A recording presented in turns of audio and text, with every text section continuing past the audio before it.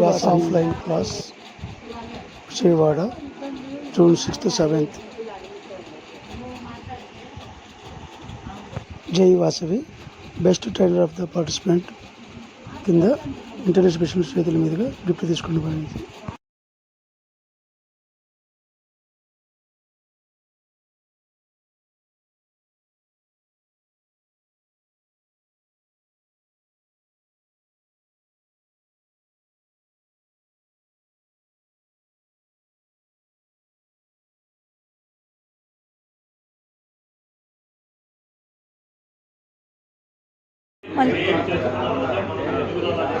జై Vasavi, happy evening.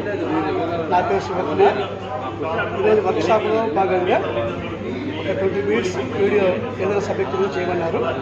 నేను ఎంచుకున్న ఈరోజు టాపిక్ వచ్చి how to prepare first session, first speech. మనము ఫస్ట్ స్పీచ్ ఏ విధంగా ప్రిపేర్ కావాలి అనే సబ్జెక్ట్ ఎంచుకున్నాను. దానికోసం మనం సెషన్ ఇవ్వడానికి ఒక స్టేజ్ మీదకి వెళ్ళాలంటే ఫస్ట్ ఎవరికైనా భయం ఉంటుంది, ఒక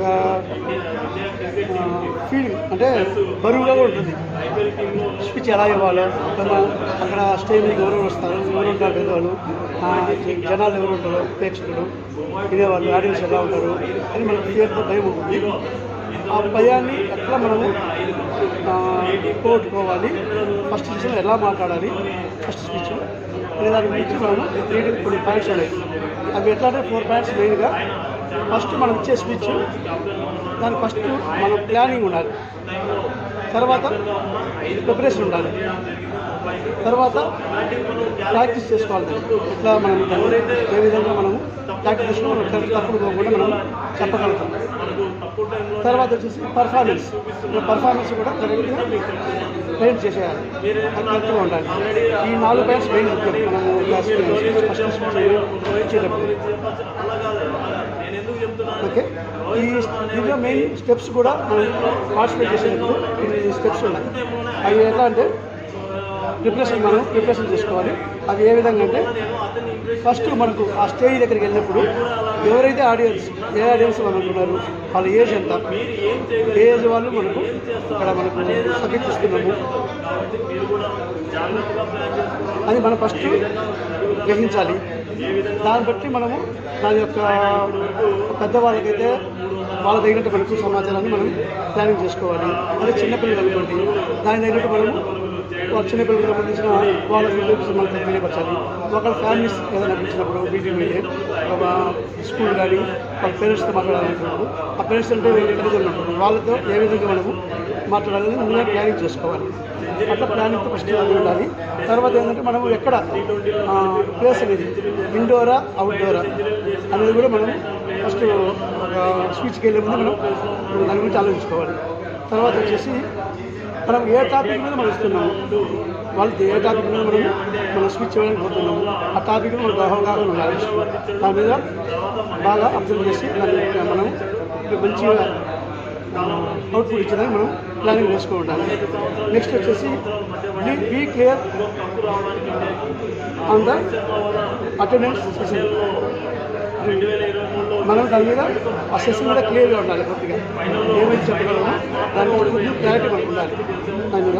తర్వాత always keep your audience mind, అంటే ఏజ్ పరంగా వాళ్ళు ఏ విధంగా ఉన్నారో మనం అర్థం చేసుకోవాలి. దాని ప్రకారం మనం ప్రిపేర్ కావాలి. ఇంకొకటి మనకు వాళ్ళ ఆడియన్స్ మనం చెప్పేటప్పుడు మనము ఎంతసేపు చెప్తున్నా కానీ వాళ్ళకి ఎక్కదు.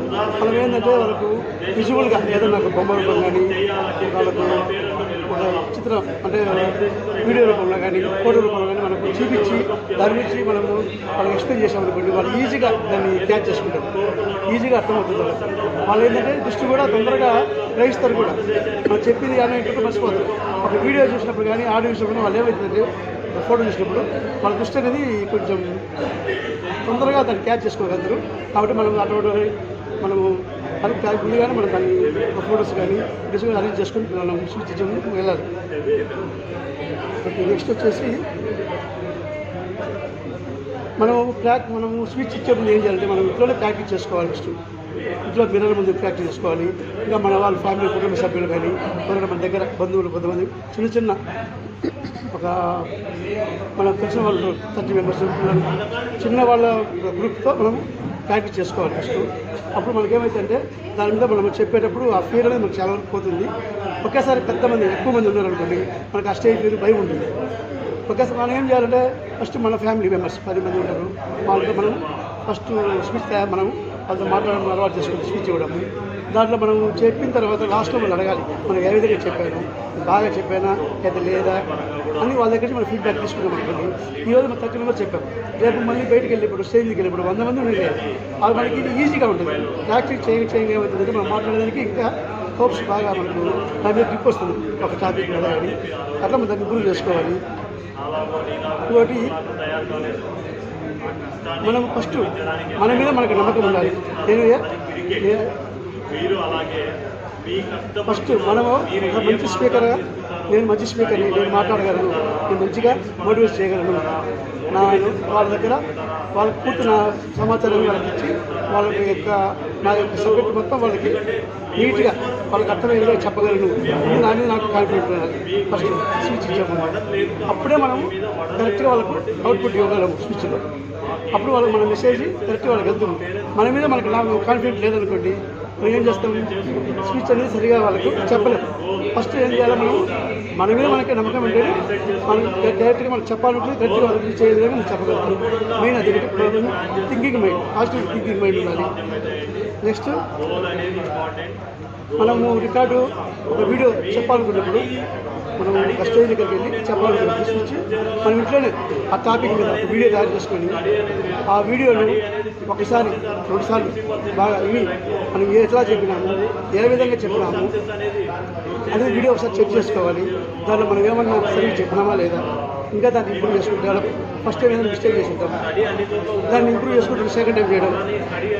అట్లా ప్రాక్టీస్ చేస్తూ ఉండగా మనకేమవుతుందంటే మనం చేసే తప్పులు మళ్ళీ నెక్స్ట్ చేయకుండా ఆ స్పీచ్ ఇచ్చే ముందు మన ఇంట్లో మనం వీడియో రూపం చూసుకొని డైరెక్ట్ స్టేజ్ దగ్గరికి చేసామనుకోండి, మనకి ఇంకా ఈజీగా ఉంటుంది. ఆ తప్పులు అనేది మనం చేయం. నేను ప్లస్ మైండ్ ఓకే. మనము గమనించాల్సిందంటే స్పీచ్ ఇచ్చే ముందు మనం ఏమి చేయాలి, ఏమి చేయకూడదు అని ఉంటాయి పాయింట్స్ ఉంటాయి. ఆ యూజ్ చేసేది ఫస్ట్ ఏమి చేయాలి. మనం స్పీచ్ ఇచ్చేటప్పుడు మన ఆడియన్స్ ఉంటారు ఎదురుగా, వాళ్ళతో మనము కంటిన్యూ వస్తానే మైక్ తీసుకొని స్టార్ట్ చేసామనుకోండి, చక్కడగా చెప్పేసామనుకో, వాళ్ళు అసలు వింటున్నారా లేదా అని మనకు అబ్జర్వ్ చేసుకోండి. మనం చెప్తే వాళ్ళు ఎవరు వినరు, వాళ్ళకి అర్థం కాదు. ఆడియన్స్ ఎప్పుడైనా మనము అట్రాక్టివ్ మన వైపు దృష్టి ఆకర్షించాలంటే మనము స్విచ్ ఇచ్చే మధ్యలో స్విచ్ ఇస్తూ ఉంటాము. ఆ స్విచ్ 10 నిమిషాలు 5 నిమిషాలు అయిన తర్వాత మధ్యలో గ్యాప్ తీసుకొని చిన్న ఏదన్నా వాళ్ళని మన వైపు ఆకర్షించే విధంగా చిన్న స్మాల్ స్టోరీస్ కానీ మనం స్టోరీస్ చెప్పడము, ఆ స్టోరీస్ని వాళ్ళకు మైండ్ మన సైడ్ లాక్కోవాలి, అటెన్షన్ మన అటెన్షన్ తెచ్చుకోవాలి. మనము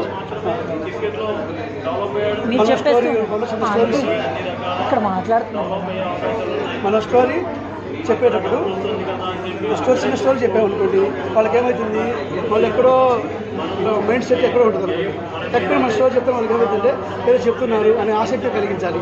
అప్పుడు వాళ్ళు ఏమవుతుందంటే ఆ స్టోరీలో కొంచెం ఇన్వాల్వ్ అవుతారు.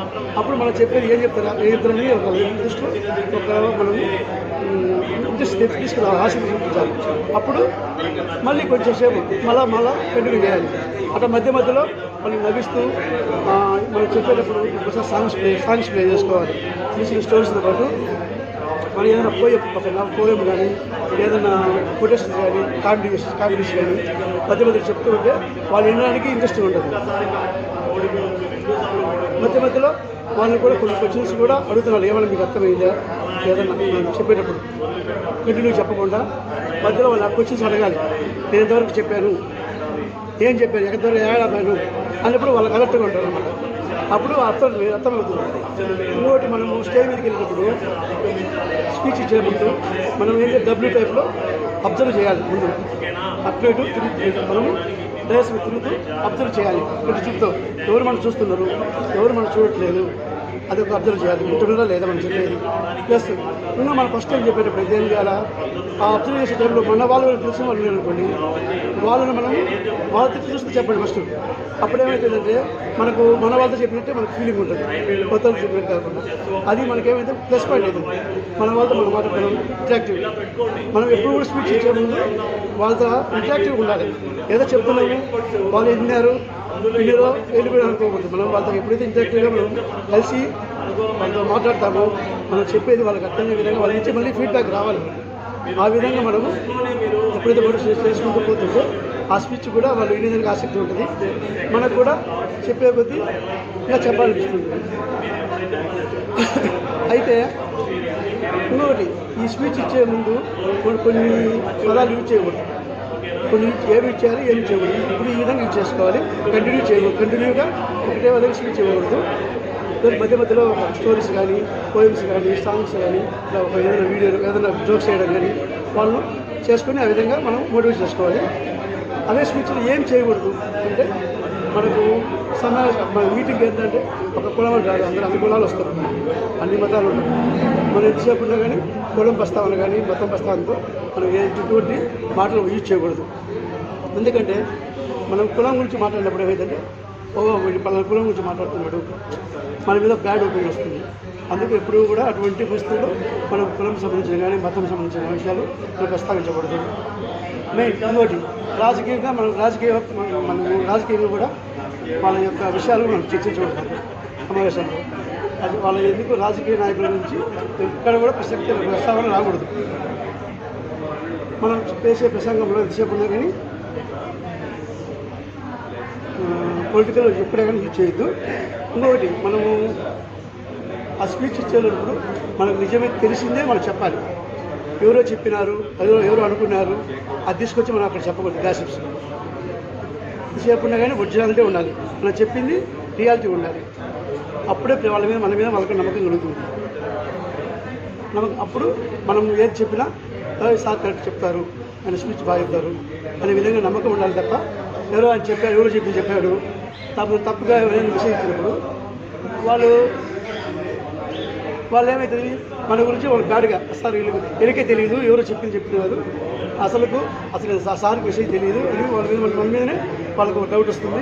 మనం చెప్పే మెసేజ్ కూడా వాళ్ళకు తప్పుగా వెళ్ళిపోతుంది. కాబట్టి మనం చెప్పే మెసేజ్ ఎప్పుడు కూడా నిజాయితీగా ఉండాలి. మనకు తెలిసిన విషయమే చెప్పాలి, గాసిప్స్ ఎప్పుడు చెప్పకూడదు. అదొక మీరు ఉండాలి. మనం మాట్లాడుతున్నప్పుడు ఎంతసేపు కూడా మీటింగ్ ఫేక్ న్యూస్ కూడా మనం ఏదైనా విన్నది కానీ అది రియాలిటీ అయితే నిజంగా జరిగితే చెప్పచ్చు. అది జరగకుండా మనము ఫేక్ న్యూస్ కూడా చెప్పకూడదు. ఇప్పుడు కూడా మనకు తెలిసింది అదొకటి. ఇంకోటి, మన మీటింగ్ చెప్పేటప్పుడు కూడా మనం విషయం ఏదైతే మనం చెప్పడానికి వచ్చామో ఆ విషయం గురించి మనం మాట్లాడాలి తప్ప అన్రిలేటెడ్ మ్యాటర్స్ మనం ఎప్పుడు మాట్లాడకూడదు. మనం ఏ సబ్జెక్ట్ ఏదో చెప్పడానికి వచ్చామో ఆ సబ్జెక్ట్ మీద మనం చెప్పినప్పుడు వాళ్ళు దాని మీద దృష్టి ఉంటుంది. మనం వేరే సబ్జెక్ట్ తీసుకొచ్చి ఇప్పుడు మనము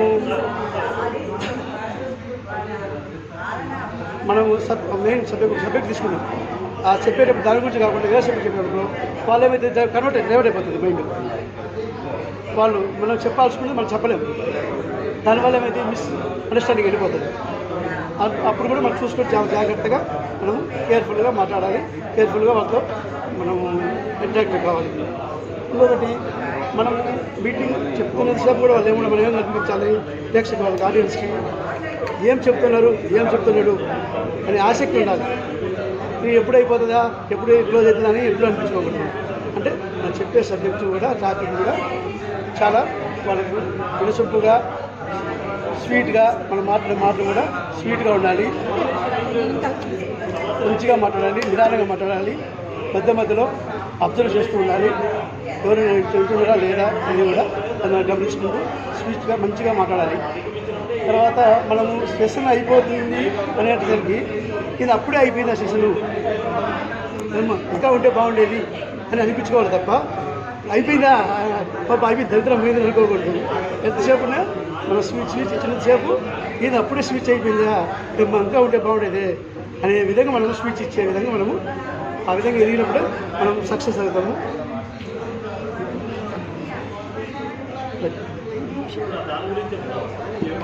కాబట్టి మనం సెషన్ ఇచ్చే ముందు అక్కడ ఆడియన్స్ అబ్జర్వ్ చేస్తూ ఆ యొక్క మన మెసేజ్ని వాళ్ళకి కరెక్ట్గా అందించినప్పుడే వాళ్ళకి వెళ్తుంది. ప్లస్ మనము దీంట్లో టిప్స్ కూడా ఉంటాయి. మనం ఏం చేస్తామంటే ఈ స్పీచ్ ఇచ్చే ముందు కొన్ని టిప్స్ ఉన్నాయి. ఆ టిప్స్ని ఎలా ఉపయోగించుకోవాలి అనేది మనం తెలుసుకోవాలి. ఫస్ట్ టైం స్పీచ్ ఇచ్చేటప్పుడు మనము ఆల్వేస్ ఈ పాజిటివ్ ఉండాలి. అది ఫీడ్బ్యాక్. మనం మాట్లాడేటప్పుడు ఫస్ట్ పాజిటివ్ ఉండాలి. నెగిటివ్ థింక్ మీద ఎప్పుడు కూడా మనం వెళ్ళకూడదు. దానివల్ల ఏమవుతుందంటే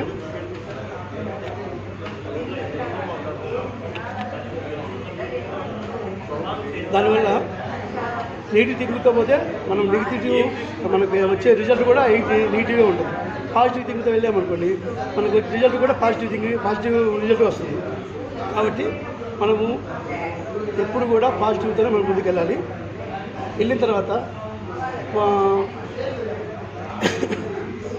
వాళ్ళు ఒకవేళ మనము లాస్ట్ చివరిలో మనకు ఫీడ్బ్యాక్ వాళ్ళు పాజిటివ్ వచ్చినా పాజిటివ్ తీసుకోవాలి.